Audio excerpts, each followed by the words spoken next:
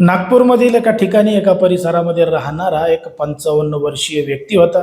एका खाजगी बँकमध्ये मॅनेजर म्हणून कार्यरत होता आणि तो त्याच्या 21 वर्षीय मुलासोबत नागपूरमधल्याच एका ठिकाणी एका परिसरामध्ये राहत होता. पण मात्र 55 वर्ष वय झाल्यानंतर सुद्धा त्या पुरुषानं एका 26 वर्षीय महिलेसोबत लग्न केलं होतं आणि लग्नानंतर ते जो सावत्र पोरगा आहे त्या सावत्र पोरानीच त्या 26 वर्षीय आईला पकडलं होतं आणि तिच्यासोबत घडलं होतं एक धक्कादायक प्रकरण, धक्कादायक घटना. नेमकं काय आहे संपूर्ण प्रकरण, कुठं घडली आहे घटना, हे आपल्याला अगदी सविस्तरपणे बघायचं आहे. पण जर तुम्ही अजूनही आपलं चॅनल सबस्क्राईब केलं नसेल तर लगेचच करून घ्या आणि बाजूला असणाऱ्या बेल नोटिफिकेशनला सुद्धा ऑन करायला विसरू नका.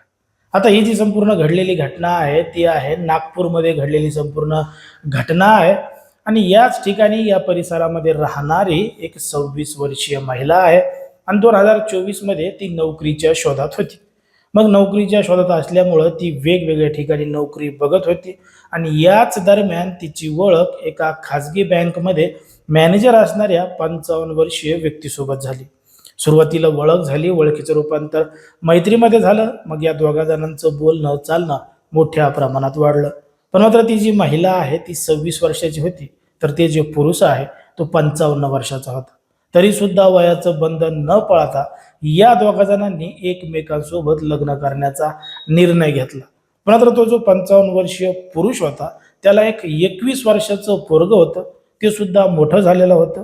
पण त्या पोराची कुठलीही पर्वा न करता त्या व्यक्तीनं त्या महिलेसोबत लग्न केलं.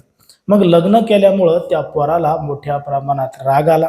आता पोराचं सुद्धा लग्नाचं वय झालं होतं. मग पोराचं लग्न करायचं सोडून बापानं स्वतःच दुसरं लग्न केल्यामुळं त्या पोराला मोठ्या प्रमाणात राग आला. मग एवढ्या मोठ्या प्रमाणात राग आला की त्या पोरानं जेव्हा त्याचा बाप घरी नव्हता तेव्हा त्याच्या सावत्र 26 वर्षीय महिलेला पकडलं आणि तिच्यासोबत जबरदस्ती नको ते कृत्य केलं.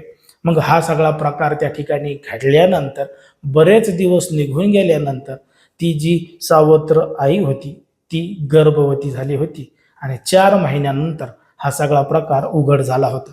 मग या संपूर्ण प्रकरणाला वैतागून त्या महिलेनं तात्काळ जवळचं पोलीस स्टेशन गाठलं आणि घडलेलं संपूर्ण प्रकरण सांगितलं.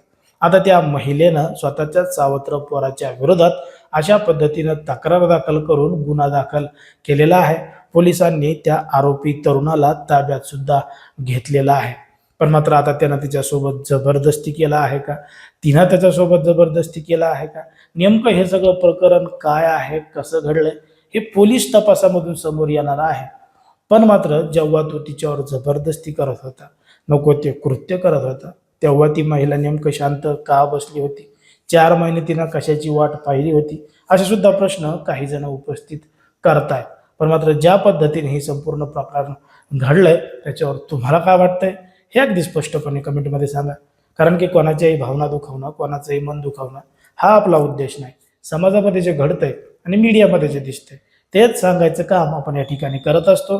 लोकांना सावध आणि सतर्क राहण्याचं सुद्धा आवाहन करत असतो.